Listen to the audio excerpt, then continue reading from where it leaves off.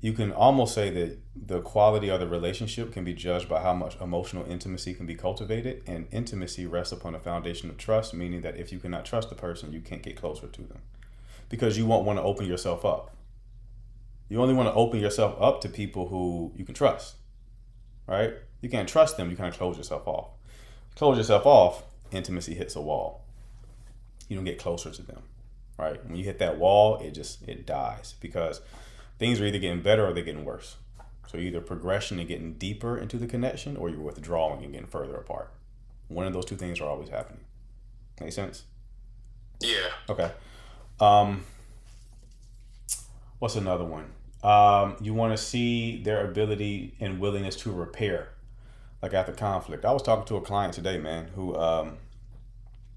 got into a relationship before there was any kind of friction or conflict, and then realized that both of them were really bad at handling conflict. There wasn't a high degree of willingness to like repair. That's going to be big. It's probably one of the most important skills needed for relationships because it's like you're going to have a lot of conflict with that person. And if you can't handle it or repair after it, it's cooked. It's doomed. Right, because what if one of the person you're dealing with, one of their outlets is a bad thing? So it's kind of like, let's say, would you define, let's say, if a woman, you're talking to a woman, but like she doesn't really have a lot of, if any, female friends, but acts like male friends is a thing. Like you be like, you think that's nonsense? She has only male friends and no female friends? Correct. That's a bad sign. It's a bad sign. Oh, yeah. Normally that means Shorty's like a homewrecker, probably. Mm-hmm. A lot, not all the time, but a lot of the time. It's like female, women don't fuck with her for a reason. Mm-hmm. There's a reason. That's another thing you look for is like, can this person sustain like any kind of relationships? Right. Yeah, because yeah, that is definitely a red flag for sure. Because Right. I You feel like see, as a man, you have a lot of male friends, and I feel like it should be the same for females. So like, if you're in a relationship with a woman or whatever, like if y'all get into some conflict, I'd rather you vent to a girl than to a man about it, in my opinion. right, right. So it's like, um, yeah, like having male friends in general is not necessarily a bad thing. The context matters. The context is it really matters there. Like Right. no exes or anything like that. You know what I mean? Um, Mm-hmm. but to not have any women friends, like I wouldn't. I would raise my eyebrow at a heterosexual man who's like, I don't have any male friends. All my friends are female. Why? Right. That doesn't make any sense. Like as a man, you restore your masculinity in part by being around the men. Right. You know what I mean? You give it to boys, it's like you feel more like a man sometimes, right? Same thing Yeah. with women. Women restore their femininity by hanging out with their girls. It's like, why do you not want to do that? That's very interesting. There's a reason why she has no women friends and only male friends. And it's not a good one. Right. It's almost never a good one ever. It's always like you said, bad faith, and uh, somebody's true intentions. Like me personally, like if I feel like if I'm dealing with a woman, I don't even believe in the male friend things in general because like I'm pretty sure me and you both agree that most of the time it's because males are trying to pursue you. So most of the time it's never in good faith, as in platonic friends. Right. And I'm not really super big on that. Like, no man likes it. Right. Let me be clear. I'm not big on it. I don't make it a thing, but I wouldn't if I could choose between the two. I would Right. 100% be like no male friends. But it's a very difficult thing to navigate. So I have like different boundaries like well, let's say expectations, not boundaries, right? Mm-hmm. Like you're not hanging out with this person one on one or going and not in a relationship with me or going out like nighttime activities. No, it's a respect thing at that point. Yeah. So that answers your question. So what if let's say you used to date this person, but you're not dating anymore, but you guys still associate with each other, be intimate, still stay together, whatever, and then that person, she still does hang out with other dudes one on one, even though she knows you don't like it. Would you still find that disrespectful, even though you technically don't have a title? I wouldn't have that expectation unless I had a title. Really? Okay. You can't, because there's no kind of agreement there, right? If I'm just dating you, or if we're like exclusive, I can't make that request or even set that, like, have that expectation. That's just how I move. Now, I mean, but it's also a situation where it's like, that's just me personally. Like, if you had that type of expectation, I would just say you're incompatible. Right. To be honest. Because, like, here's the healthiest way to look at it. I'm gonna be honest with you. I don't like it. Be honest. I do not like it because, like you, I already know what those men are there for. Right. But men are gonna always want your girl. Especially if she's attractive. They're gonna always want. That's gonna be a constant thing. The more attractive, the more problem it's gonna be. Right? That disdain for that comes from, part of it is like mate guarding, so it's kind of like genetic in a sense, or subconscious, where it's like, you know, these other men want your woman, so it's like a part of you. The animalistic side is like, you want to like get off, like you want to growl at them real quick, like animalistically, right? But at the same time, the reason why I say context matters is because you got to play a bigger game. So I was talking to a male client, about a different situation, but it applies here. He was in a situation where his woman, or the woman he was dating, was like, she was Latina. She was anxiously attached, so very insecure, but also was PMSing, right? So she was in a very emotional state and a very volatile state. So in that state, she would like make accusations against him, and then he would jump to defend himself, which then caused the argument to get bigger, right? Right. And I told him, in that situation, you're operating at the paradigm of what is true and what is false. So you're looking at the situation like, what you said isn't true, it's false, so I'm going to defend myself and make you understand that it's false, right? But all that happened was it created a bigger argument. I said, instead of thinking from that level, go a level higher and just think what's needed in this situation. What's not needed is, like, know what your goal is. Your goal is not to make this a worse situation. So there's no need to defend yourself, because what she's saying isn't representing of how she really thinks about you. It's more so representing the representation of her emotional state. Right. So there's no need to even engage it like factually. So if your goal is to not amplify it, then focus on what's needed. What's needed here is just for you to be a masculine container, which is just like somebody who is observing the situation, not really engaging with it emotionally, being the grounded party in the dynamic, which then will cause her to kind of like meet you where you are emotionally. Does that make sense so far? Yeah. Okay, now let's apply that to the male friend thing. I always say that strategically, the best thing that's going to protect your woman from other men is how much desire she feels for you. The desire she has for you acts like a moat protecting her, right? There's alligators in that moat, there's sharks in that moat. It's hard for men to get through past that moat, right? If her desire for you is really high. You know what lowers desire? Insecurity. So if you start being insecure, wow, you can't talk to this person, block that person, unfollow that person. She might do it, but she's also losing desire because it's insecurity. That thing where that comes from is insecurity. Not in a like you're insecure. What would you define as insecurity? You're not secure. You're not secure in the connection. If you knew beyond a shadow of a doubt your woman wouldn't cheat on you, you wouldn't care what friends she had. But if it was guaranteed, insecure if your doubts were founded in fact. The word insecure is like triggering to people because they think I'm calling them weak. That's not what I meant here. The way I'm using it is when I say that, you know, magically, you will know for a shadow of a doubt, no matter what happened, just magically, you're a genie. She won't cheat. That's security. Right. You have security, she won't do it. Oh, they just used a perfect word in the chat, unsure.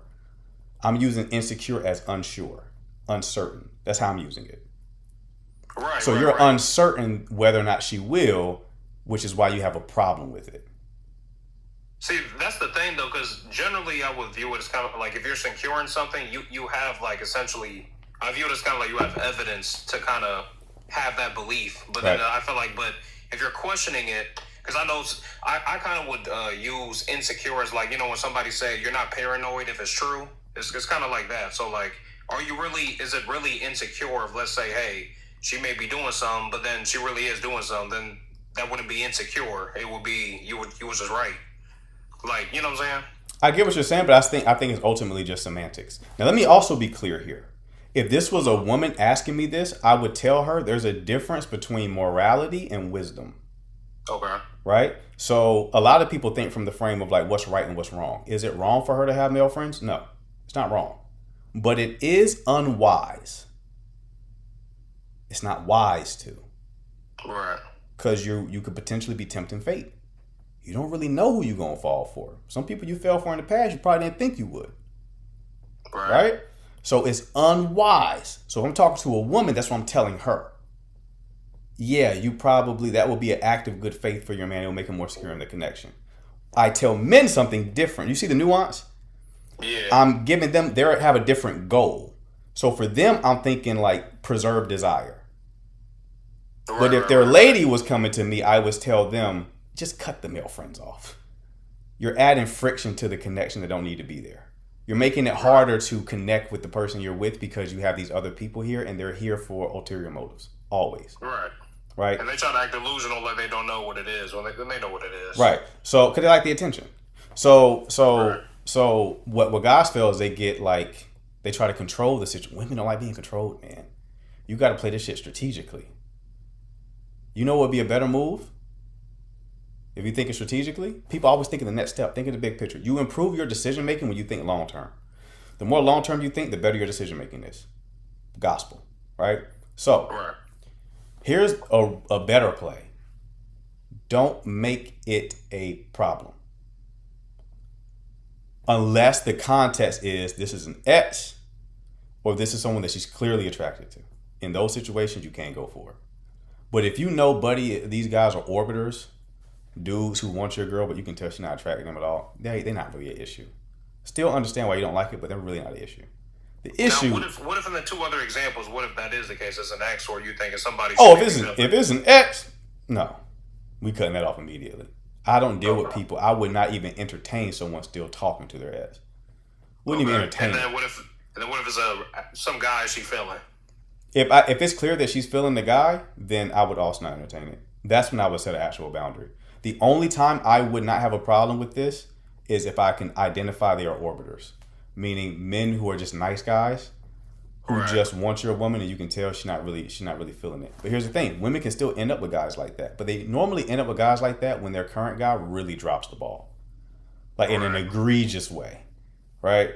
So that's why that's not threatening. But if I can tell you feeling, buddy, or if I can tell, or this is someone you used to sleep with, or this is an ex, there's some sort of sexual relationship here, or there's even sexual attention that I can pick up on, no, we cutting that off. So basically, cut off like basically your emotional availability and your resources, if that's the context of the situation. The way that you set the boundary, you don't try to control. That's where guys go wrong. Like you're operating against yourself. Understand? Women are kind of like cats. You can't be like, again, it's not like, no, you don't do that, right? Like she may do it depending on her level of development, but she'll probably end up resenting you for it.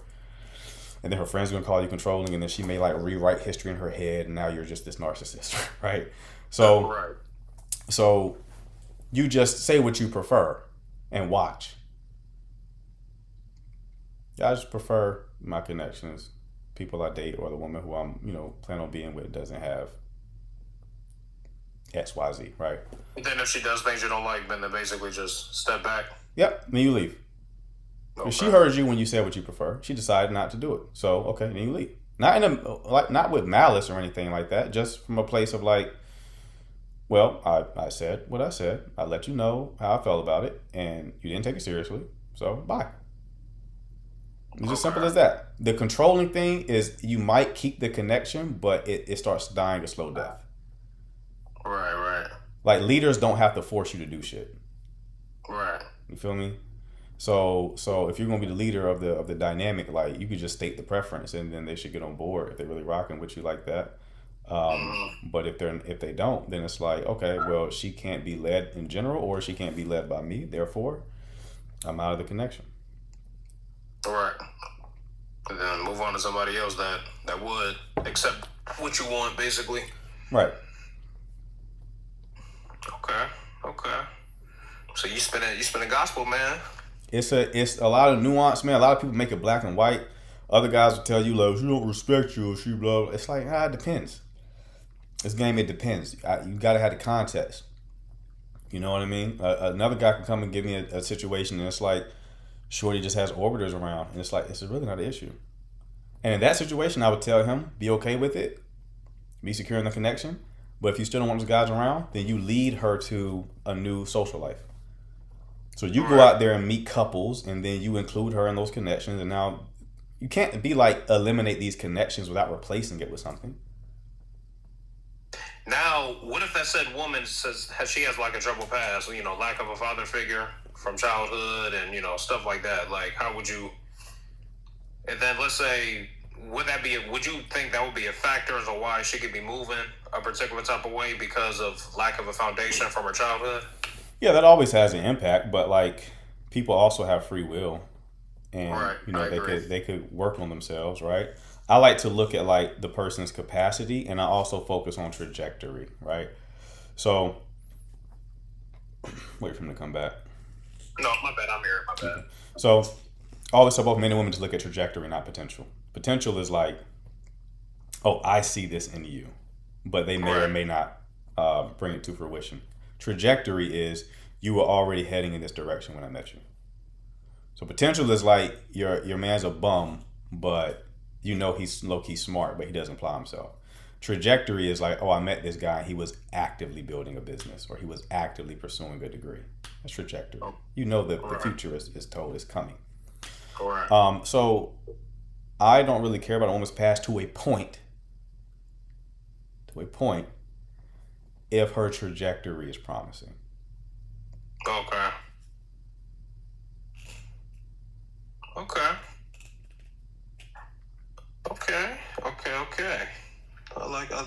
I appreciate the input, man. I really do. No problem, big dog. Hopefully you stick around and come back up if you have any more questions, all right? Yeah, I definitely will. I'll have somebody else come up. Appreciate you, man. All right, bro. Take care. Mm-hmm. That was a good combo. We got hella people in the queue, though.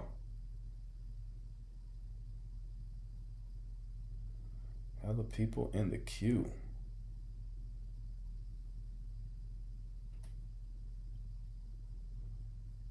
Just so y'all know, this is not matchmaking, all right? I see a lot of weird names. So understand, this is not matchmaking, all right?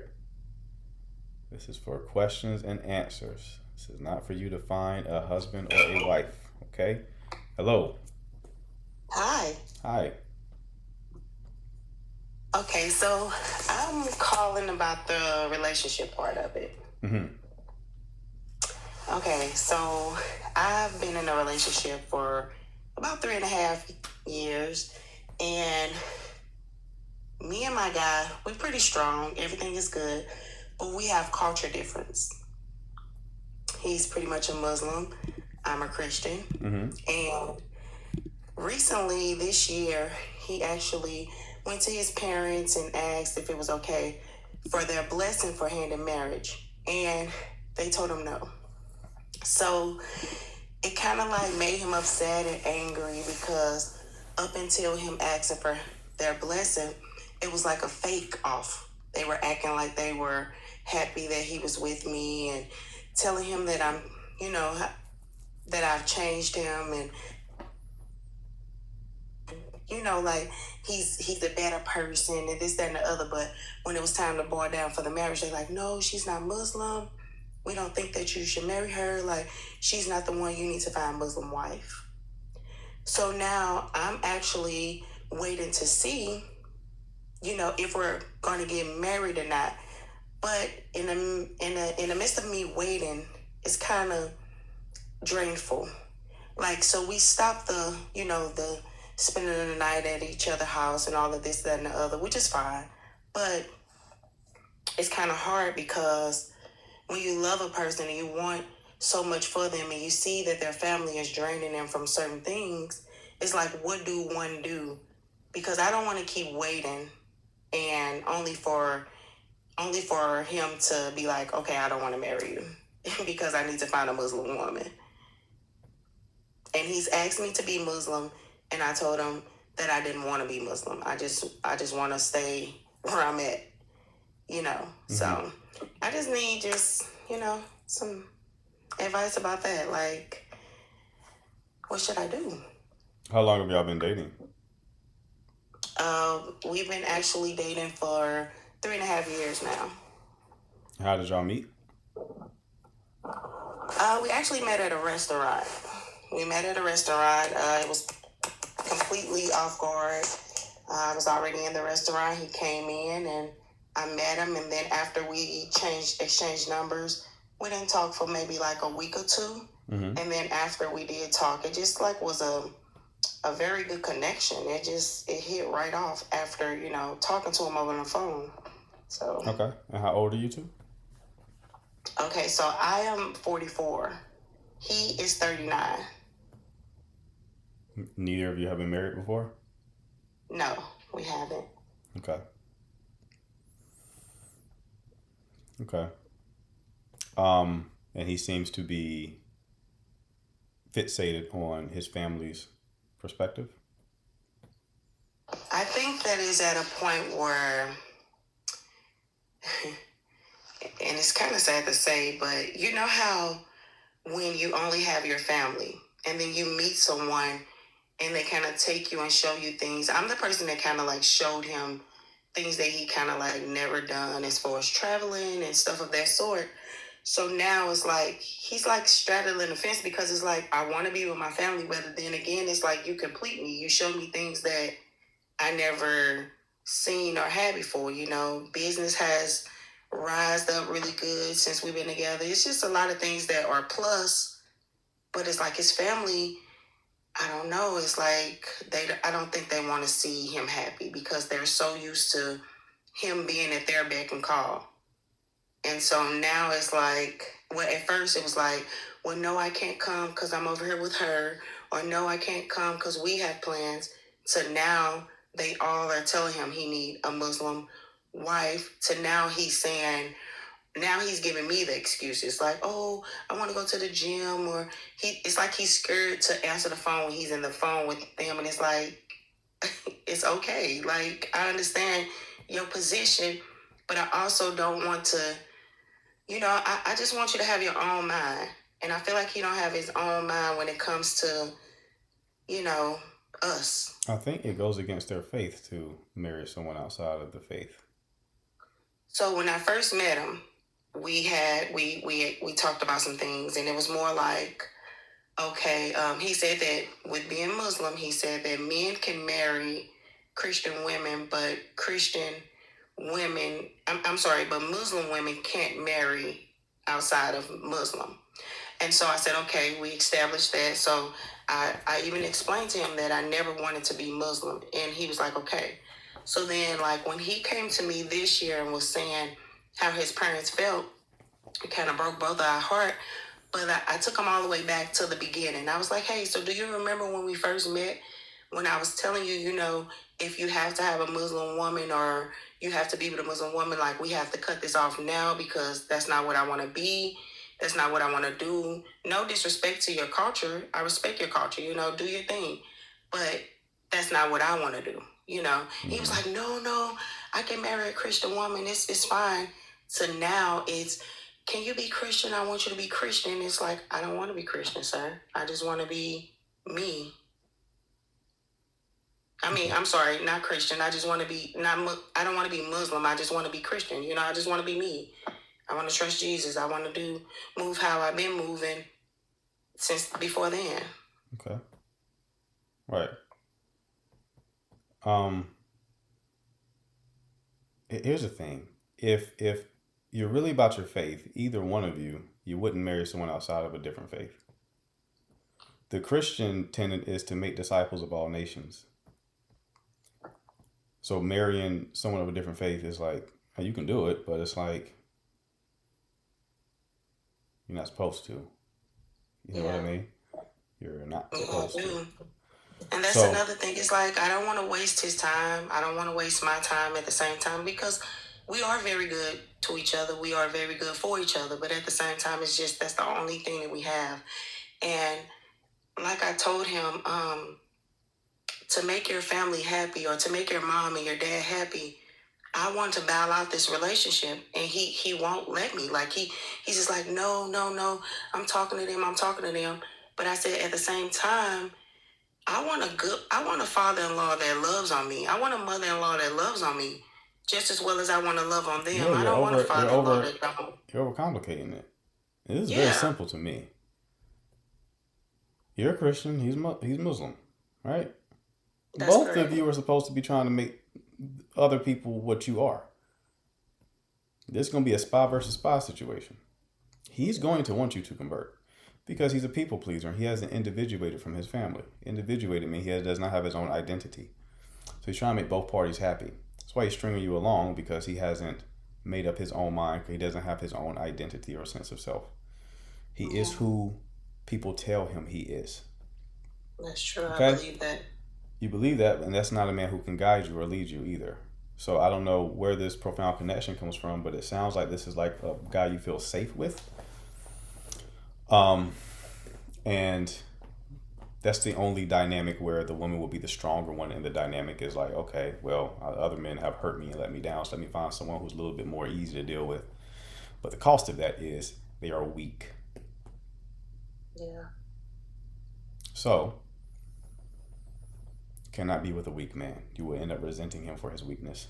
Every time you see him placate someone, you will dry up, metaphorically. Okay? So he's still living to make mommy and daddy proud. Okay? And even if he wasn't doing that, he's going to try to convert you. So right now we're just wasting time. And saying that he won't let you, if you break, like, you don't need the person's consent to break up with them. Yeah, that's true. And I guess I don't mean like he won't let me, but it is kind of hard to just walk away from a person that you care about. Right. But I get it. No, I get it. I empathize, which is a very difficult situation. I said that very bluntly because I wanted to show you how simple this was. But emotionally, it's complicated. I get that. It's a very hard decision to invest. But this is why we have to be more discerning with the people we deal with. Like, if I came across a Muslim woman, I would, oh, you're Muslim. Okay, I can't. Well, you being that does not map to us being together. So I'm not even talking to you long enough to develop feelings.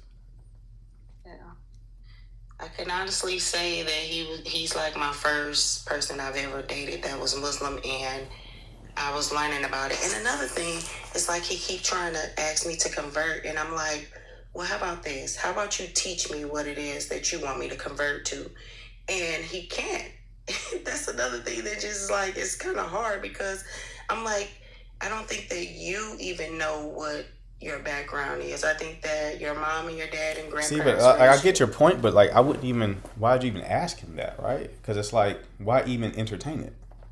Yeah, If you believed in your faith, if you were really rooting in your faith, you wouldn't even ask a question like that. that's true. That's true.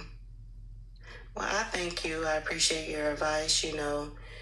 Good things are coming to you, and I pray for everybody on this platform. I pray for you, for your platform to grow. God bless you all, and thank you again. I appreciate your advice. Absolutely, love you. Take care. Thank you. All right. It's a complicated situation emotionally. Not factually, but emotionally it is. But this is like, it's a common thing that I see with everyone, myself included. I'm not perfect, but it's like the mistake is always made earlier in the game. It's always made earlier in the game. That's why I emphasize vetting so much. Vetting is incredibly important. Vetting and thinking long term while remaining in the present moment. Right? But yeah, if I'm talking to someone and she says I'm atheist, there's not a second date. I won't even get to the place where we even emotionally connect because I automatically know. It's like you want kids and you're talking to someone who doesn't want kids. Why schedule the second date? If they tell you they don't want kids and you do. Why even put yourself in a position to emotionally attach? You know? So, yes, vetting is an extremely important skill to learn. But, we all make mistakes. We all make mistakes. I get it. You meet someone, you have chemistry. You convince yourself to keep dealing with them because, like, maybe you don't have that chemistry with anybody else. I understand. But you got to be compatible to a certain degree.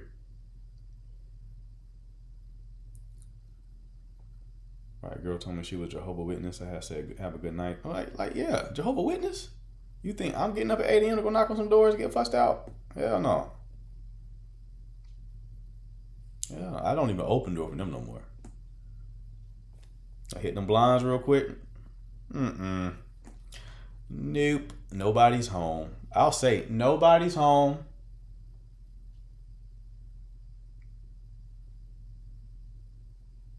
Go ahead and drop off that business card with the clouds on it. Whatever you got with clouds on it, go ahead and leave it on the porch. We would not be having a face-to-face combo. Right?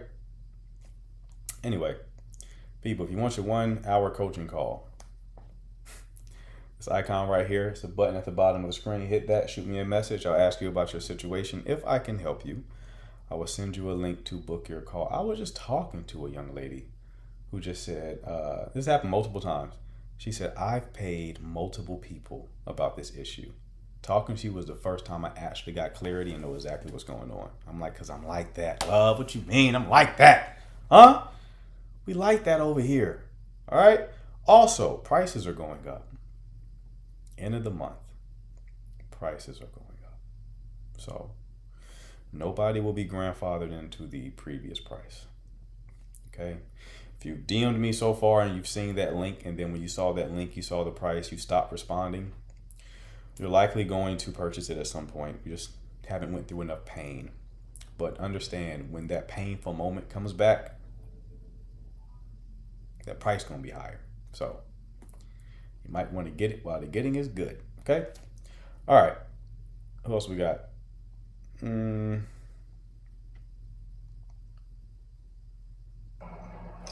Hello. Hello?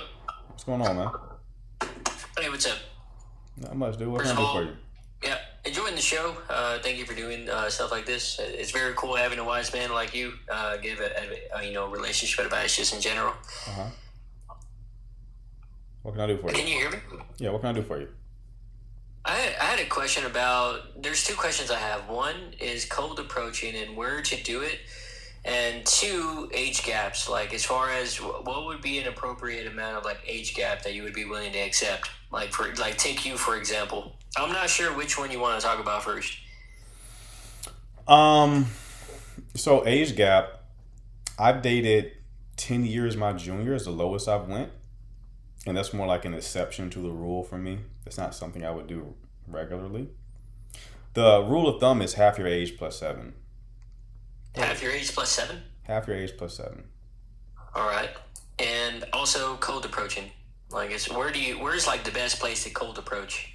That's normally going to be in your bigger cities. I would only suggest you choose cold approach as like a dominant strategy if you just want to get good at cold approach. There are better ways. Like, if your goal is to meet women and date women, there are more effective strategies than cold approach. The reason why is because cold approach, you have to, there's a lot of information you have to convey right then and there at that moment. Does that make sense? So you're not a fan of cold approaching?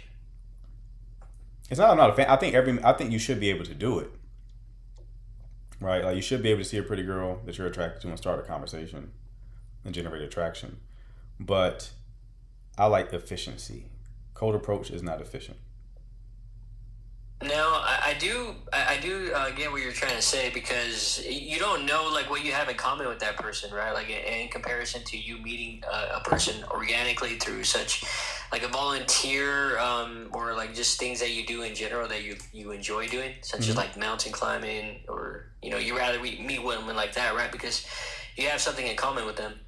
Like, not just you have something in common with them, but it's easier to generate attraction because you're like, I always talk about static environments, right? Like, you go to a hiking club or a run club, right?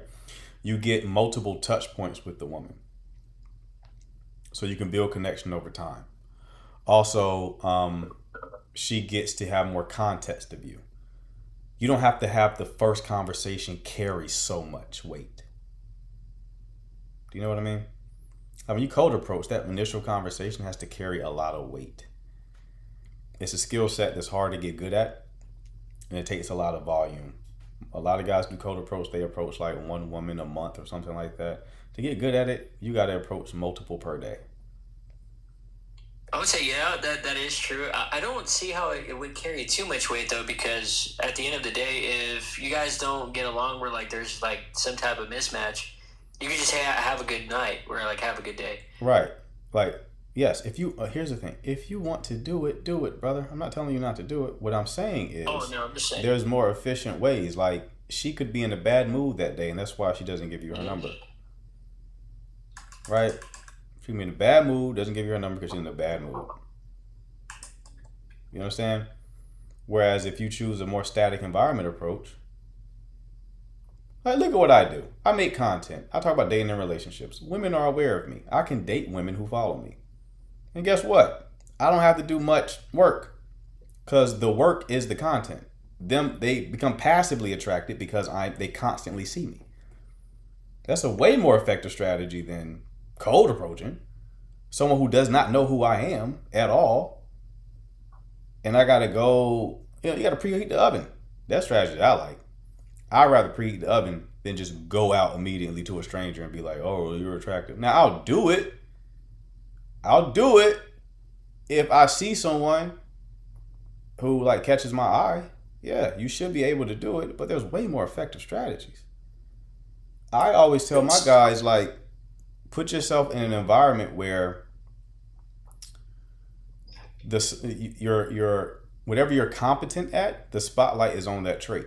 So, like, if you're funny, that will make you good at cold approach, for one. But two, do stand-up comedy, and then talk to the women who are watching you do stand-up. Because as you are displaying your competence, some of them will become a bit more interested.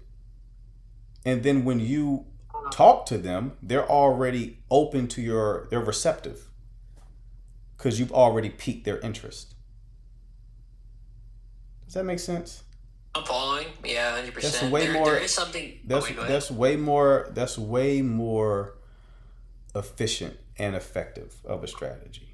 Now, if I was talking to a guy who wasn't very confident, who wasn't courageous, he was like kind of like skittish. Yeah, I would tell him to do cold approach just so he can build that muscle. He can get tougher, right?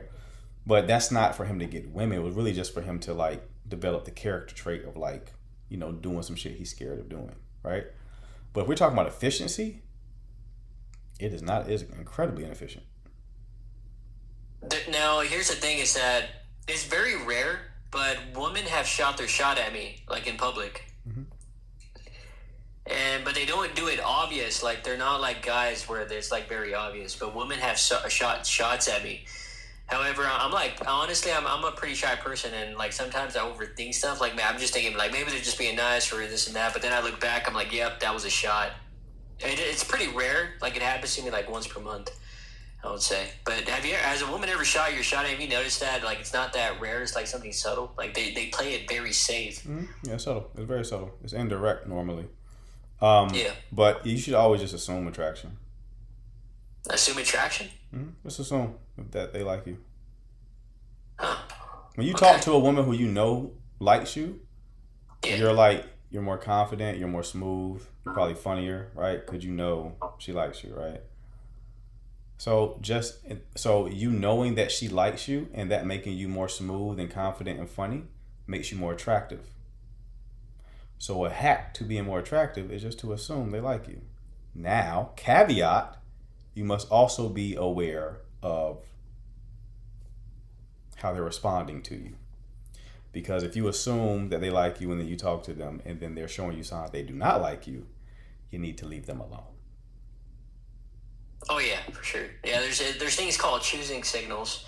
Like that's what they are actually. That's what's given to me. Right, but it's like you're thinking factual. I want what I'm saying to land because I don't feel like what I'm saying is landing because selecting like a point that's not really relevant to what I'm talking about. I know it's called choosing signals, but the point that I'm making is if you want to be more attractive and have a hack that lets you access a state that makes you more attractive, just assume that they like you, and that solves your problem of second guessing yourself and thinking that women are just being nice when they are engaging you. That's the point. Don't focus on the definition of words here. The point is that is a way to be more attractive to the women who are talking to you. Okay? Okay. Yeah, that makes sense. All right, brother. Best luck to you, all right? All right. Peace. A bit autistic, that one, I think. But best luck to him. Getting approached once per month. That's solid. Can't lie, that's solid. That's solid.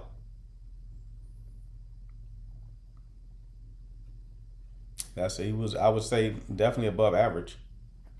That's not your average guy. Even your above average guy's not getting approached once per month. I don't get approached once per month. Your reactions are hilarious. So yeah, he outside. He gotta be outside. Yeah. As a man, once per month, that's you're doing good. That's 12 women a year. Imagine if like you actually connect with all those women. Like you will be crushing it. Once a month he should be in a relationship, right? Right. He's talking himself out of it though. But also but you also gotta put that within context. So like women will approach you a lot of the times off of like your aesthetic, your look. But then if like they engage you and then you don't have a good vibe or your energy's weird or your personality's off, they'll lose attraction. So just because they approach you doesn't mean like it's in the bag. It doesn't mean that at all. Guys really don't understand what makes women attractive. I was telling like some women like looks, but I was like, bro, you know what it is? I think he's lying, possibly. You know what it is? It's like, I'm not saying this is 100%, but it's like a sneaky suspicion I have. I think that like the way that women are so vibe focused and behavioral focused that even if they are attracted to your looks, a lot of it is what your looks suggest about your behavior.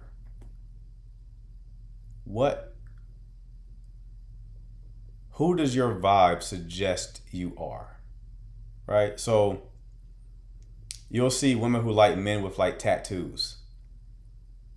And it's like, but if they talk to that man and his personality doesn't match his tattoos, they're turned off. Because you don't ruin the fantasy now. I like the tattoos because tattoos have historically been associated with someone with a bit of edge, someone with a bit of darkness, excitement, right? A lot of guys know getting tattoos is a hack to starting to get observed or noticed by more women, right? That's why so many men have tattoos. It is for women because they see it's a hack. It's normally a hack to get. Never mind, I'm not gonna make that point. But it's a hack, right? But if like your personality don't match some tattoos, they're attracted to the vibe, and then your aesthetic is shorthand for the vibe that they're assuming you may have. If the experience of you does not match the fantasy that they've attached to your vibe or your aesthetics, then attraction can be ruined. What do we think about that? I know I just kind of nerded out for a minute. You never wanted tattoos? Not really. Not really. Not really. No, this is immature. I don't think you really thought about it, what I just said. To be honest. I don't think you really thought about it. You kind of reacted too quickly. But I don't think it's immaturity. I think that there is an aesthetic that you associate with character traits. So if it's like you see someone looking like Russell Wilson, right? You may assume he's going to engage you like Russell Wilson. But let's say he looks like Russell Wilson, but then he behaves like Future. You would be like, doesn't match. You're not consciously thinking that, but it's like, I think it's a big thing. I think it's a big thing. Because the way that y'all ladies are attracted, it's like it's more multi-dimensional than men. Men is a more simplified. It's more simplified. Men, generally speaking, there are exceptions that exist. I don't know why people think like if an exception exists, it disproves the point. Generally speaking, if us men are not physically attracted to you at all, it doesn't matter what other traits you have, it's not going to happen. It's not going to happen. But for a lot of women, you can look at a man and be like, he's not really for me. But then you engage him, and he's charming, he's funny, he's playful, teases you a bit, but like in a very playful way. And then you may look at him differently. Us men don't really we have less of capacity to look at you differently outside of your aesthetics. With women, your looks are just one data point of many, right? It's just one data point of many. Again, with men, this same mechanism can occur. It's just to a lesser degree, right? But for women, for me, I give chance till they have a red flag and no return. Gotcha. For women, there's more variables that they're weighing, right? Which gives men a really good advantage. This is what I try to tell them. A lot of them like fixate so much on looks because they're projecting onto women how us men get attracted. So they're like, well, I'm not attracted to someone that I'm not immediately physically attracted to, so she must operate the same. It's like, no, there are people who are married, passionately married, or in passionate relationships, where at first she was not fucking with buddy. You don't hear men tell you that story. You don't really hear men be like, at first I didn't like her, but then you don't really, I'm sure it happens, but you don't hear that. You will always hear a woman be like, I ain't really like him like that at first. It's different. It's just different. That's why I tell guys like, you definitely want to work on yours. Optimize what can be optimized. If your looks can be optimized, sure. Get in the gym, dress better. Don't let nothing hold you back. But that behavior is really going to do it. That behavior is really going to do it. That's what's going to that's going to be the difference maker for you. Like if you're unattractive right now, most of that is due to your behavior. You're just not. I was just talking to a client, man. It was a successful guy. The entire time we were talking, he was just trying to convince me of like how successful he was. And I'm like, I know this is drying him up, bro. I know this is drying him up. You done told me how many cars you've had multiple times in this 30-minute conversation. Why do you keep doing that? I don't care. And people I'm clocking that as insecurity immediately, and I know Shorty is. So behavior is going to be the thing that's going to do it most of the time. Most of the time.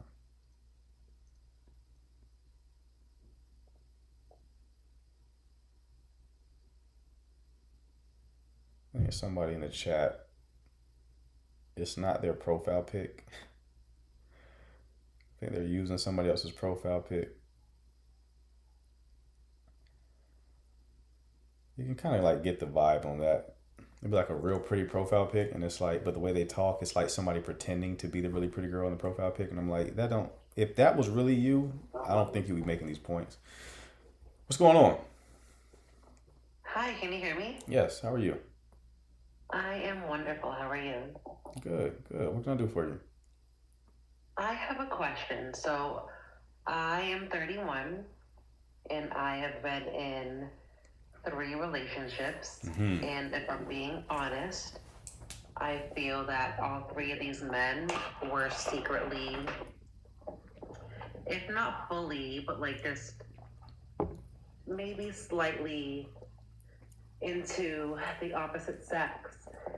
And so what that has done has made me feel that like all men are secretly on the down low.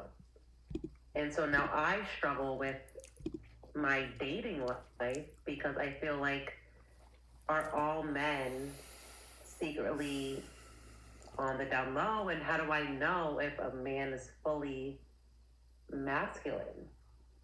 And so that's my struggle. And I don't trust men anymore because I'm tired and just annoyed with men secretly possibly being into men, and I just want a masculine 100% man who wants a woman. Okay. So go through your experience again that makes you think this way? Okay, so one of these men, which was my first boyfriend back when we were 15, 16, he had expressed that he was, mind you, we're children, we're 15, 16. You know, I'm 31 now.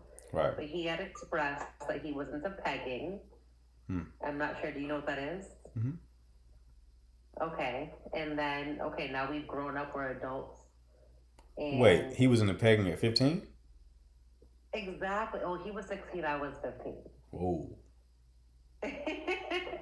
But like I also didn't really realize what that was back then because I was a baby. We were both babies. Yeah, you're both babies. But okay, keep going. So where I feel like I screwed up personally is I experimented that with him because I didn't want to lose him. At what age? At 16, 15. Oh, how old are you now again? You say you're 30? I'm 31. Yeah, I just turned 31. That fucked you up for sure. Exactly. Oh my God. So then fast forward to my next relationship, he cried one time when I wouldn't eat his, behind. And then fast forward to the third relationship. This is gonna sound crazy, but I lived with him for an entire year. I was completely in love with him. Lived with him for an entire year. We never had sex, but this is gonna sound so crazy because I just didn't want to lose him. We never had penetrational sex, but I went down on him multiple times because that's what he only preferred. And I wanted, to be intimate with my significant other, but he just always refused, but would require and request me doing oral things with him. Okay. So now I'm just like, all men are just like, What are the ages? So the first one's 15, 16. How old were you with the second one? I was in my 20s. I would say like 22. Okay. And then the third one? This was a couple years ago, so 28, 29. What state are you in? What state? I'm in Massachusetts. Okay. You think I was down south, huh? I'm trying to get all the data points. What ethnicity are you dating? African American. Okay, I'm black. I like black men. Okay. And how are you finding these men? The first one we were young. It was through an after school program. The second was through work, and also the third was through work as well. What kind of work? Waitressing. I was a waitress. And they came into the restaurant. I was their server, and sparks happened. Okay. And these are all relationships. You haven't dated any other men outside of these men? No, actually, no. So these three men were the only men who dated? Dated, yes. How long were you with the most recent two? Most recent two. So the last relationship, I was with him for a year and a half. Okay. Previous guy? So my 15, 16-year-old, that relationship, we actually dated 3 times. So back when we were 15, 16, and again in my 20s, and then again most recently. But So we dated 3 times, but in between that, I had other relationships because we were broken up. Why did you date That three makes times? sense. Why did you date that person 3 times? To be honest, this third time around, I thought, like, you know what, 3 times a charm. Like, I think this might be it. We both came to Christ. So I'm a born again Christian, and I just thought, okay, we both now found God. Like, maybe this is who God wants me to be with. But then realized it wasn't. So now Why were I'm y'all? even more. Why were y'all breaking up? Huh? Why were y'all breaking up? The first time, he was very No, just since you've been an adult. Don't include the 15. okay. 16. Yeah. So this last time, if I'm being honest, so this last time we broke up, which was like the final straw, our third time dating, there was a woman in his life that I wasn't comfortable with, and he just didn't want to cut her off in his life. But he had also told me in that same week that 6 months prior, which when we weren't dating, he had sexual relationships with a trans man. Okay. And so I feel like I broke up with him because I felt like, you know what, you pretty much just told me that you did sexual things with a man, even Right. though this person identifies as a woman, it's still a man. And also, you won't cut this other woman out of your life. I'm done. So I ended it because I was just like, you know what? Okay. You're probably The time gay. before that, why did you end it? Before that, that's a tricky question because I honestly don't remember when we both, because we dated, like I said, 3 times, but the second time we were together, we both honestly don't really remember that. I just got out of the military. He was going into the police force, and like, we just don't remember that season. And then the time before that was when we were 15 Okay. and 16. The most recent guy. How did you meet him? You said at a restaurant. Yep. So the most recent guy, I was a server, and he came in. I was a server, and okay, so this is gonna sound crazy, but it was during COVID, and so because of COVID, you had to leave your name at the front. So I found him on Facebook, and like I friend requested him, and like he messaged me after I friend requested him, and he was like, "Oh, what a pleasant surprise!" Boom, boom, boom. We ended up messaging and continuing a conversation that led to a relationship. In that relationship, everything happened very fast. So I moved in with him. Okay. Why did that relationship end? So that relationship actually ended because he had a brother of his that was in some trouble. And it was one night, it was 4 a.m., and I fell asleep. We woke up the next morning, and he was like, the fact that you fell asleep, even though I have a brother that's going through X, Y, and Z, you're not emotionally stable enough for me, so we need to end this. Okay. The second guy. How did you meet him again? The second guy was also, I was a server at a restaurant, but he was a line cook at a restaurant. Okay. At the same restaurant. And how did we initiate things there? We just kind of clicked, and we had like a very similar friend group, and that ended because he had a kid with a woman who hated me, and it just wasn't gonna work out. Okay. But like, did you initiate things with him? No, he very initiated it with me, yeah. Okay. Describe these guys like aesthetically. What do they look like? Yeah. So I have a type for sure. At least I'm 5'7", so like no shorter than 6 foot. So like these are all men who are taller than 6 foot. Okay. Medium to darker skin toned. Okay. Bald. Okay. And beard. Okay. Very masculine, very like fit. They all work out. Like very masculine men that don't give off any gay vibes at all. Okay. Like at all. So it's just really weird that all three have expressed that type of sexuality. So they're all So now- masculine presenting. 100%. Like, if you were all of my friends and family, like, I've had this conversation with them, and like, they understand why I'm so hesitant at dating now, because they know these men, and it's kind of like, yeah, I'm sorry you went through that, and just be careful going forward, because you never know. They're all bald with beards. I know that sounds crazy because you're involved with the beard, but like, I look at you, I wouldn't think anything in that realm, which is fine, but then XYZ happens. I hate when y'all come out here looking for attention. She's obviously trolling. This shit's so fucking annoying, man. Lose her energy like that. Like, go get attention elsewhere. She had it for the first round. She lost the plot when she couldn't fucking describe these men, so she decided to describe who she was looking at. That's all that happened there.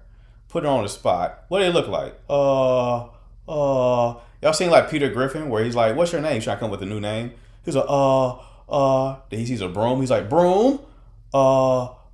He's a bird, right? So she, what do they look like? I didn't expect that question. Bald and beard. That's all that just happened there. Jesus Christ. People, they're new here and they don't know I'm like that for real. Go do that stupid shit on another live.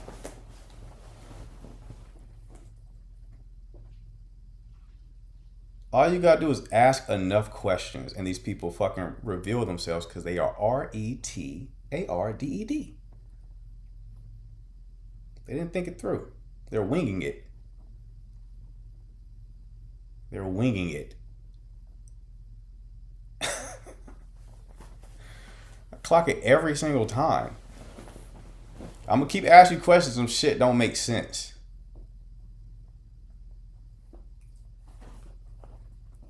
Until some shit don't make sense. It's like, so let me guess, the 15-year-old was also bald, you fucking weirdo? Yeah, or bald and bearded at 16 years old? Fuck out of here.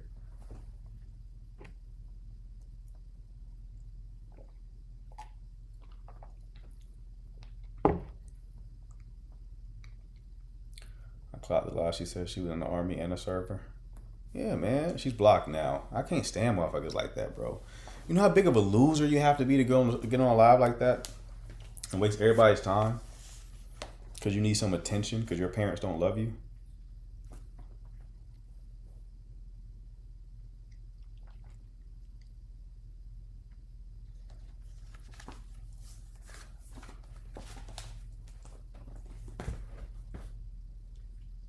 That, you know what, where she also lied? I'm listening. When I'm talking to you, I'm listening to your tone. I'm listening to your tone. I'm listening to what you're trying to convince me of, because I know whatever you're trying to convince me of, the opposite is true. That's just human psychology, right? People are really trying to convince you of something. The opposite is true. So I asked her, I said, you only been in 3 relationships? She was like, yeah. And the first one's at 15, 16. She knew where I was going with that. Because how long was the most recent relationship? 1.5 years? Okay, well, there's some big gaps here. Oh, me and the guy from high school dated 3 times. Really? Y'all dated 3 times? Come on, man. If you're gonna lie, you better have the lie. You better have, because I hate liars, bro. That's my trigger. If you're gonna lie, you better flesh that bitch out before you come over here. You better flesh it out. You better flesh it out. If you get up here making it up on the spot, I'm going to clock it. I'm going to ask you more questions than you're accustomed to. I mean, I have big gaps between my relationships. Dia, look at the full picture, love. I hate when y'all hyperfixate on one point. Look at the full picture we're painting. This dumb bimbo also said, we don't remember the second time we got together. Both of us don't remember that season. No, you just haven't come up with a compelling story yet to tell me right now on the spot. Who forgets a whole relationship that you had with someone who you dated 3 times? You forgot the whole relationship? And she said neither of us do. How do you know he doesn't? How do you know he doesn't remember that?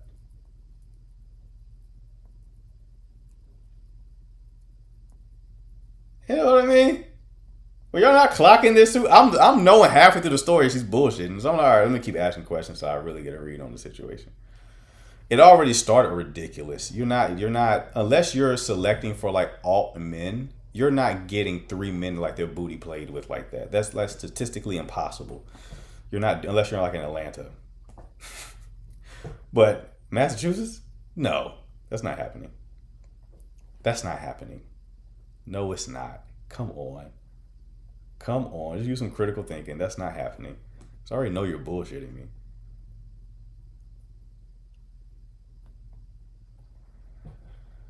Oh, boy. Just losers like, oh my God. Man, I hate losers so much.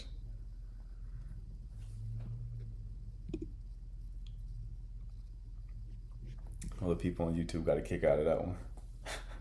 What? Did y'all know she was lying? Am I the only one? Also, if you want your coaching call, you want to be able to have me read your situation like I just read that loser.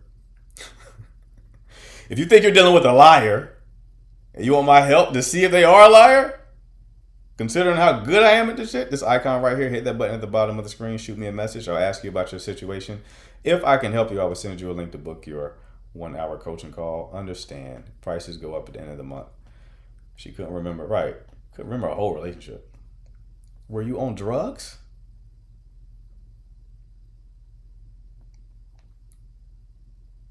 Who believed it?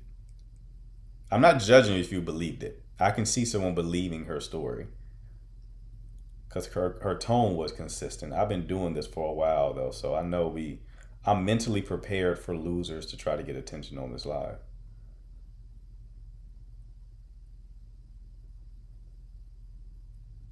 They scroll their For You page, see the number of people in here, and they're like, oh, it's a good time to get attention. I promise you she's been on other lives telling the same goofy ass story because they do that typically from time to time. They'll go on other lives and have the same shit and they'll switch up details.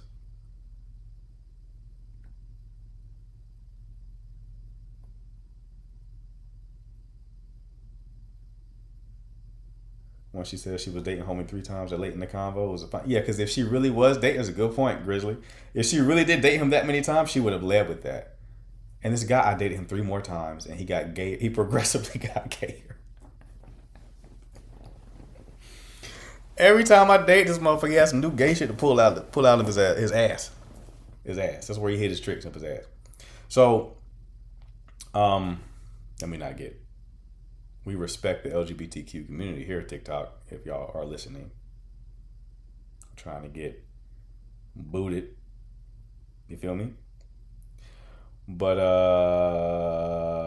yeah. Oh yeah, if y'all missed that, y'all can definitely watch the YouTube playback. Just hit the link in bio for YouTube. I'm streaming right now. It'll be up soon. It was fun to listen to though. Right. I was gonna let her get her shit off. I was gonna let her get her shit off until like I realized that she was scrambling. And then she was in the comments being like, I didn't make it up. This is hilarious. Yes, you did. Come on. Yes, you did. You made it up. Yes, you did.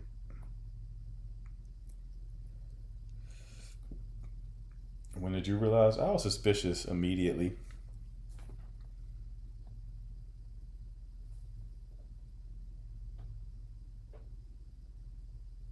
Immediately. Progressively gayer is crazy. Right. That's what she was heading towards. Like, hey, he kept every night. Started painting his nails. He has purple hair now. The other day he Z-snapped. What the fuck's going on?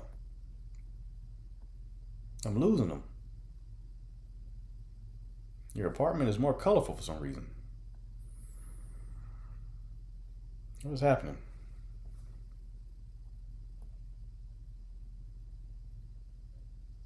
All right. It was a wild story. I mean, attention is what some people crave, right?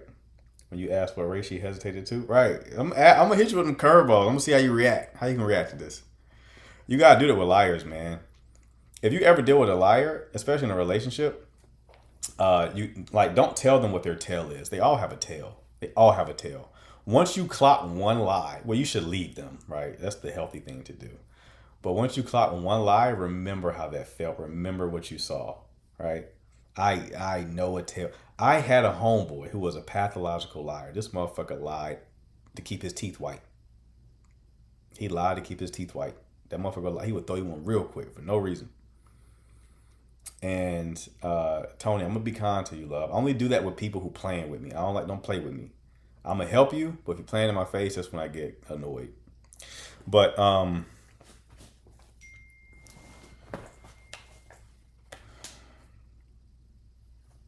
hold on one second.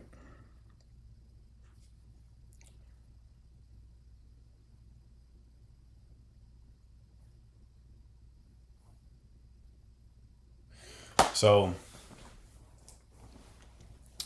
he would lie all the time. And when he lied, his tale was he would hold eye contact. He would just hold eye contact. It's almost as if he read somewhere or heard that when people lie, they look away. Because that is a thing, right? So he overcompensated. He held it. So whenever he held eye contact with me, I knew he was overcompensating. So I knew he was lying. I never told him I knew this. I'm like, oh, he's lying right now. I dated a chick who, like, every time she lied, she would look away.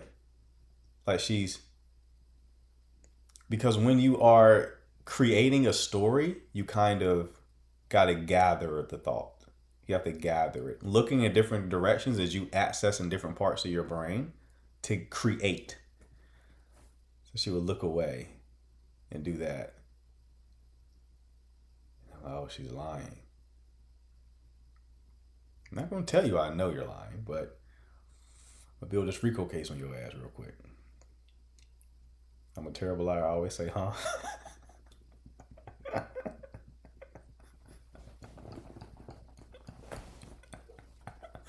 That's hilarious.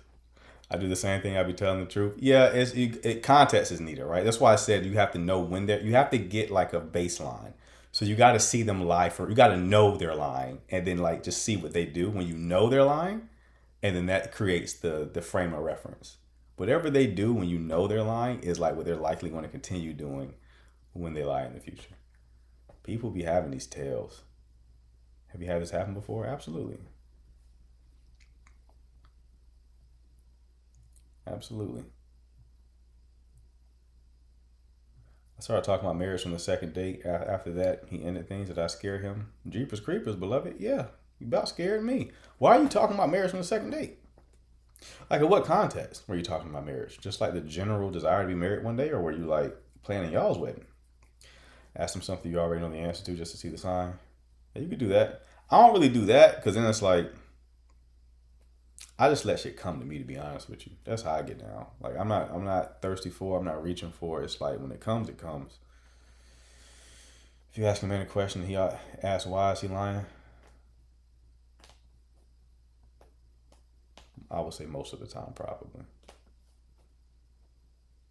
That's a weird time to ask why. Motherfuckers try to buy themselves time. I feel like Maya would be like her stomach hurt. If she was preparing for a lot. Ooh, my stomach. Ain't nothing wrong with your stomach, Maya. Tell me the truth. No, really, it's Buffalo Wild Wings. It just hit me. Trying to buy time, I know it. Trying to buy, but that why is buying. It's buying time. It's buying time, man.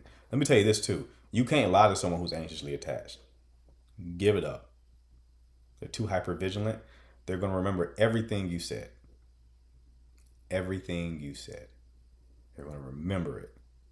Everything you said.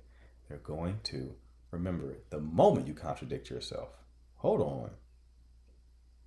You said you got back at 6.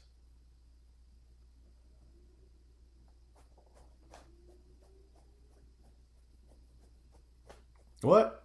No, I didn't. Yes, you did. Yes, you did. You absolutely did. No, I told you 8. You weren't listening. No, I was listening. I know for a fact you said 6. What's going on now? That's how they should do jury selection. Just put all anxiously attached people in that bitch. Make me president, bro. I'll get this country back working. Just put everyone anxiously attached on the jury stand. We're gonna get to the truth. All the motherfuckers hypervigilant. Y'all know about that. Cause before you said, you know, you're gonna find out, man. I done found out some shit just by putting just memories. Just with memory. You had a little realization using your have that fucking That's So Raven moment that you feel me? Eureka. One of them shits? Yeah.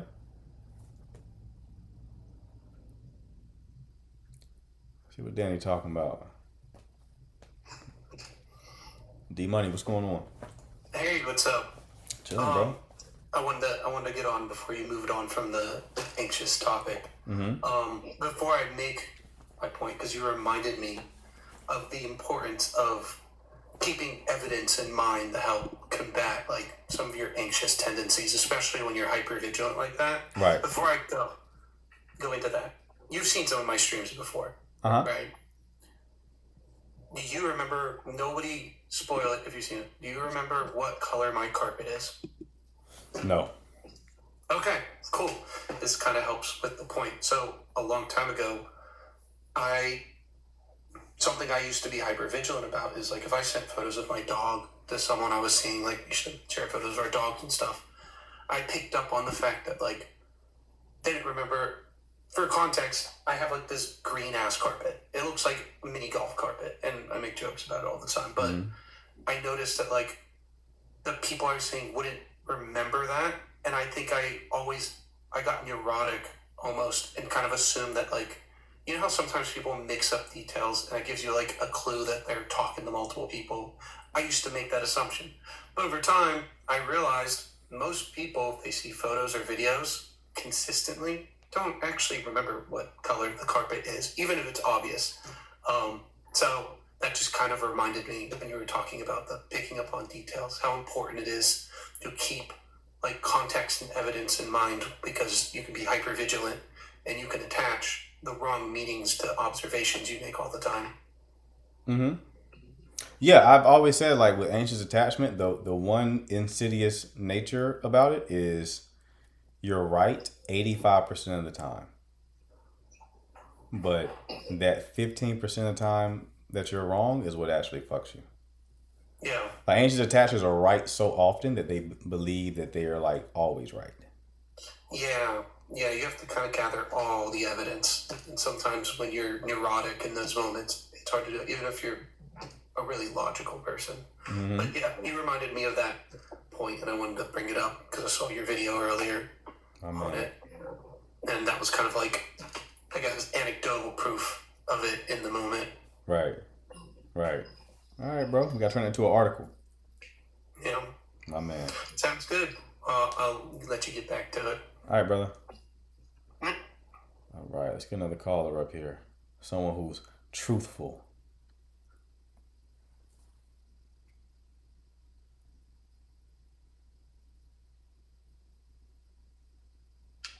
Hello. Hello. Hi. Hi, sorry, let me just pull over. What can I do for you? So my name is Gigi, and I just recently met this guy. Oh God, I don't know where to start. So I met him at an event, and like through that event, there was like a lot of guys. Like it was like a singles event, so obviously there was like a lot of guys talking to me. I didn't know he was watching, but it's like he was watching, and then later I interacted with him too. So like he took my contact, and then after a while, like we went on a date, and the date was like our first day was really good, and I was surprised when he like instantly asked me that we should be exclusive. That was very weird because that was like our first date. So fast forward our second date, On our first day, I didn't tell him that I have kids because I didn't, it was our first date. I didn't feel like bringing it up. It's not like I just didn't feel like. So on the second date, I was like, okay, let me tell him. Like, Okay. I'm like, it's not like I was hiding it or anything, but Yeah. yeah. So I told him, and he was like, okay, yeah. I mean, it's not a deal breaker for him. It's okay. Okay. Like, I also found out, like, after our first date, that this guy was not really like the type of guy that I would normally date.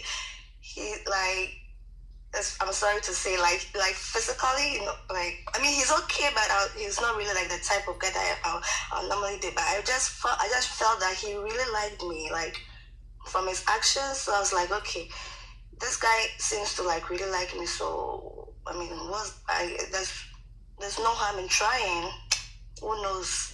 So that's why I decided to go with him. And then our second date, I told him I have kids and everything. The second date too was good.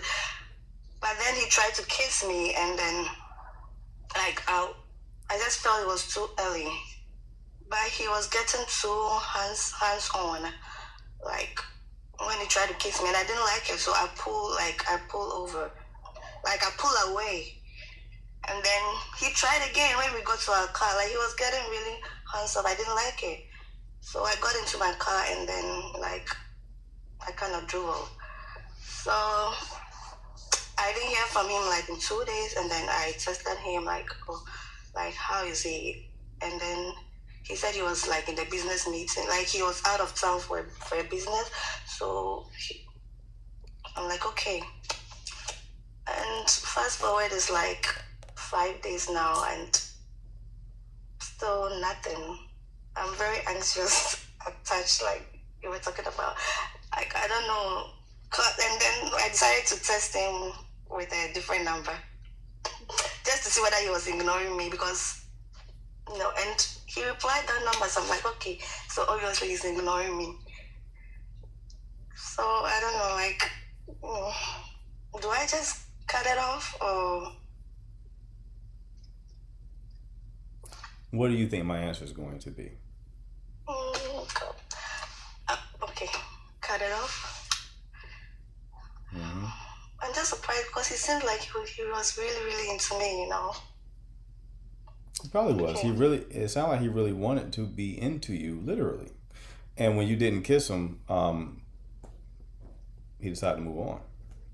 Was I wrong? Because like the second date, it felt like it was too early. Or you don't think so? Like on the second date? That's your preference. What I'm saying is, like, Oh, y'all's preferences probably didn't match. oh. But I feel like just like, should this be enough for you to like just one? I don't know how to say it. Like, anyway, okay, Mm-hmm. okay, I get it. Thank you. All right, love. You take care. He probably saw Shorty was a nurse and a single mom. He was like, we're about to have a good time. If the marketing is true, we're about to have a jolly good time. And then she was like, no. He was like, no. False advertisement.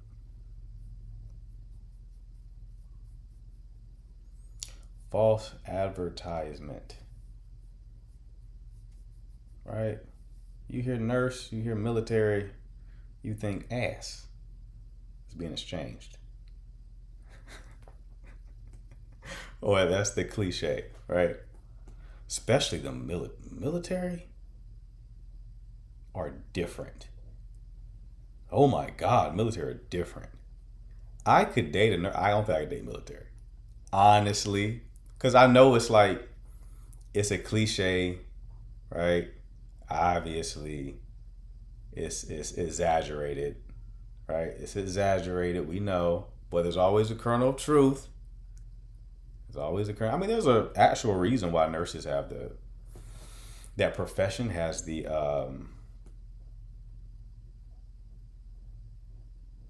branding that it has.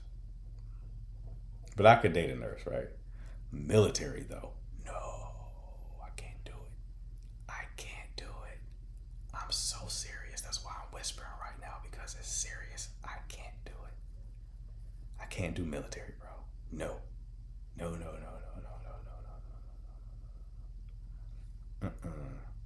With nurses, it's really the long schedules. And it's the fact that in that environment, it's very, I was gonna make a whole video on this.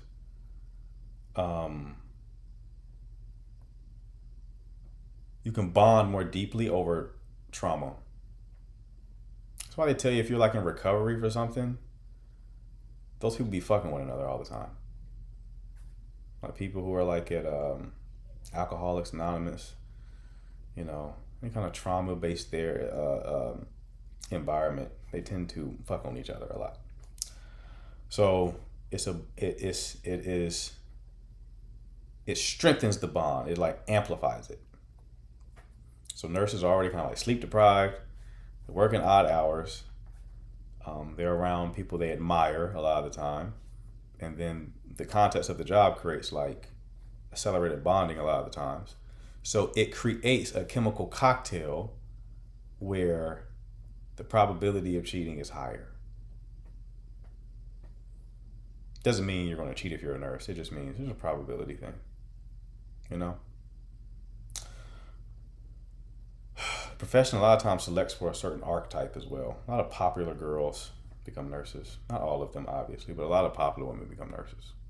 So there's always a reason for a cliche. But, okay, no, to doctors too. Yeah, this isn't like gender specific either. It's like, it's how it is. What else? But military though, that's,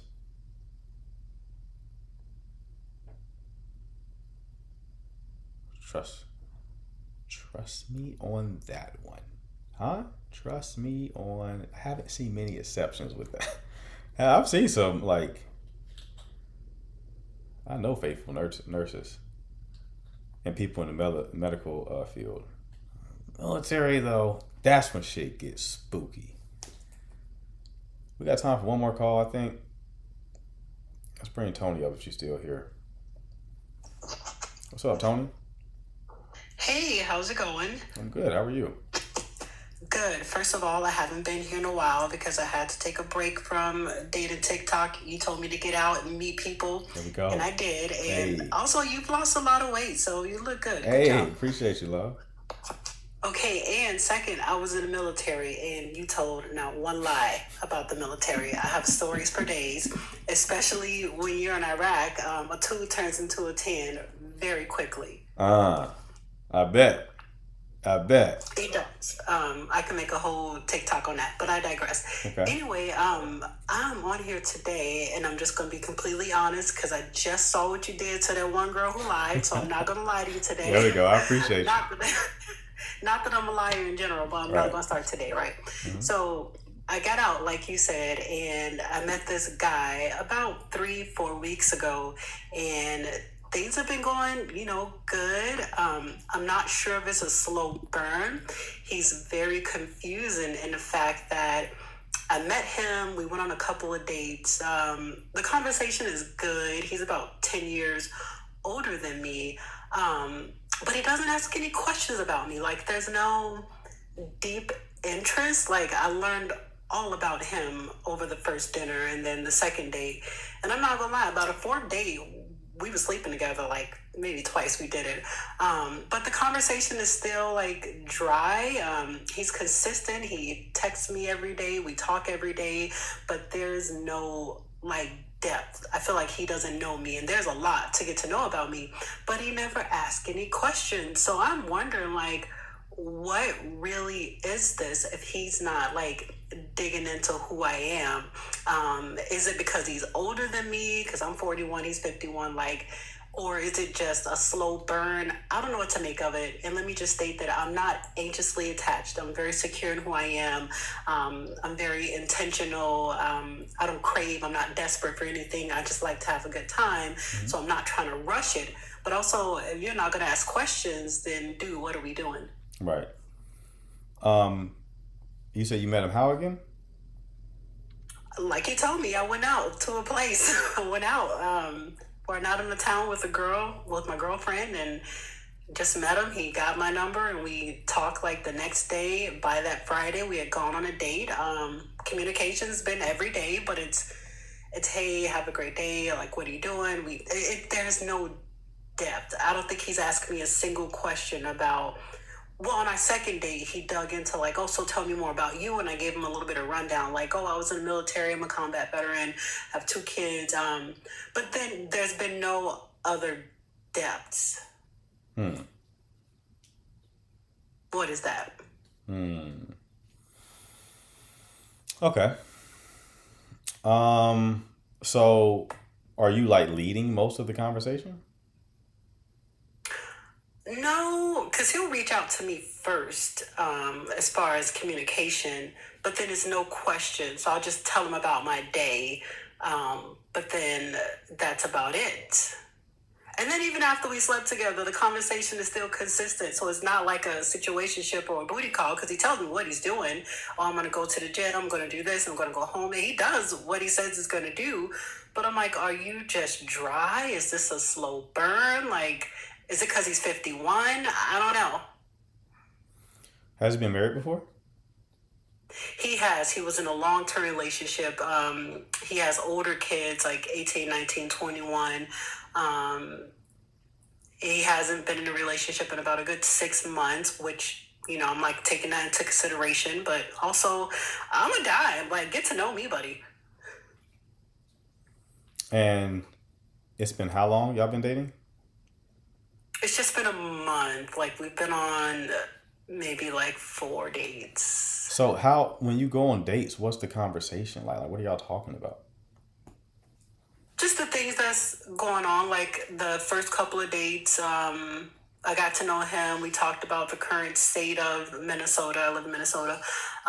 Then we went on a movie date, and we talked a lot about the genres of movies that we like and about the movie itself.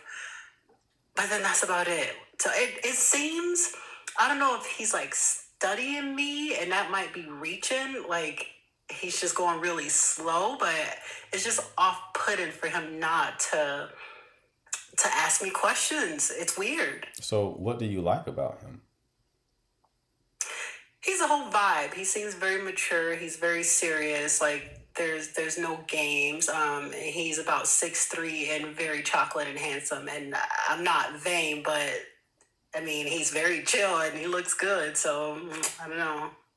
Yeah, that sounds like that's the main reason why you're dealing with him. Like, because you're essentially describing a dynamic where there's not much chemistry, and you're talking about surface level situations, surface level issues. But hold on, somebody's saying the live is glitching. Okay, so yeah, this is really just you got with someone who you're physically attracted to, mainly. And there's not much chemistry, and the way that you're conveying the lack of chemistry is that he doesn't ask you questions. Mm-hmm. That's how you're making sense of the lack of chemistry. But really, you just got with someone who you're physically attracted to. That's all this is. Yeah, he's boring. He's probably lived his whole life coasting off of how he looks, and he was never forced to develop much of a personality. And he works in law enforcement, so I know that he has some kind of stories, like stuff to say, but he watches the news all the time. I'm like, is this because you're older? Like, I try to get him not to watch the news. I mean, you can be boring, but like, be boring and ask Tony, questions I'm about gonna keep talking to you. I gotta take you down just because I think it's glitching. Sometimes TikTok does this when I have callers in, but I'm gonna keep talking with you just in the chat, okay? Okay. Okay, appreciate you, love.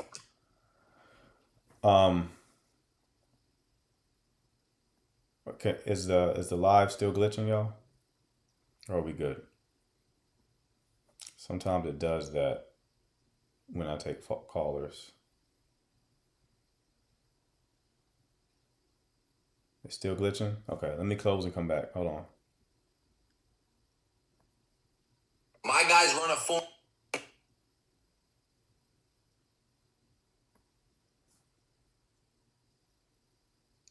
Okay. Is it still glitching?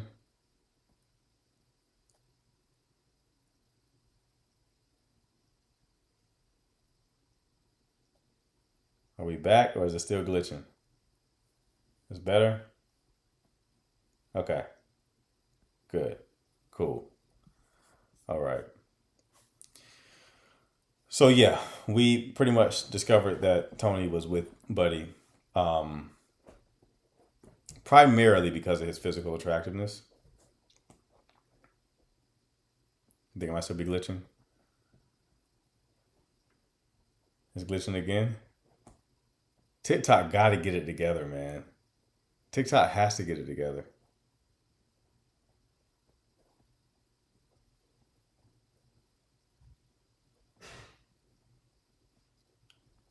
Glitch City.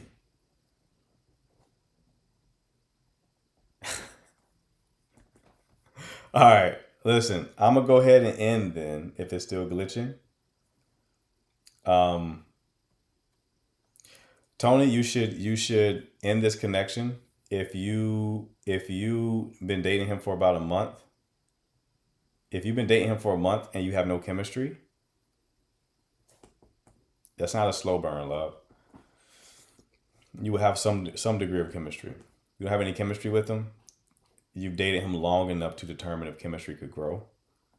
But this is a connection that is primarily just physical attraction. That's all. Yeah, especially if you've been on 4 dates. Been on 4 dates, you would know if there was a possibility of chemistry. This is going to be a surface level connection, for sure. For sure. I feel a spark. That spark is you being attracted to him. You don't feel a spark off of him telling you how much he liked the movie that y'all saw. No, you don't. Curiosity is a sign of intelligence. A man who asks no questions either not into you or he's slow, or he just doesn't have social skills.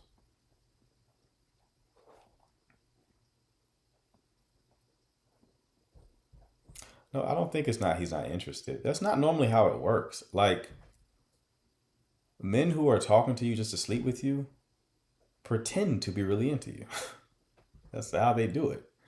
They pretend to be really into you, right? Part of that is pretending like you're interesting. So this whole like, oh, if he doesn't ask you questions, that means he's not into you. No, that probably just means he's boring. Or he doesn't have social skills to even know to ask questions. I've dated quite a few women who weren't inquisitive at all.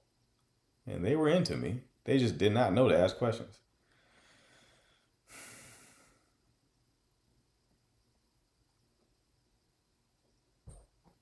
So she asked him or just leave. I can deal with a slow hot guy. All right, Tony, see, you're proving the military woman. You're proving the military woman hypothesis correct. And if you want to do it, you can do it. You know, it's your life. If you can,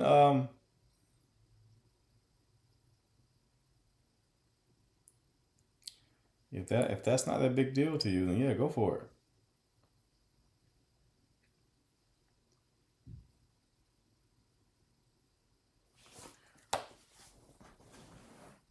Not too many questions where it's an interview either. Right. Yeah, we got to skip the interview stuff.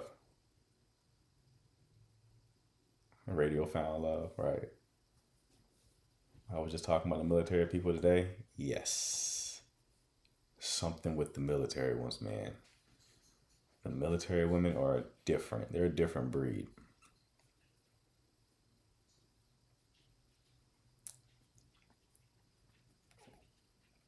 I remember I had dated a woman who was saying that she was interested in joining the military. I just looked at her. You trying to tell me something? You trying to tell me? But we were fun? I don't disagree. I ain't never said you want fun. I ain't never said that.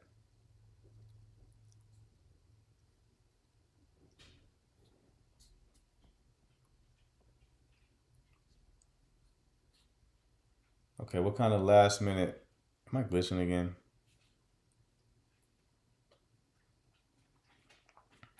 Where's she at? Where's she at? Yeah.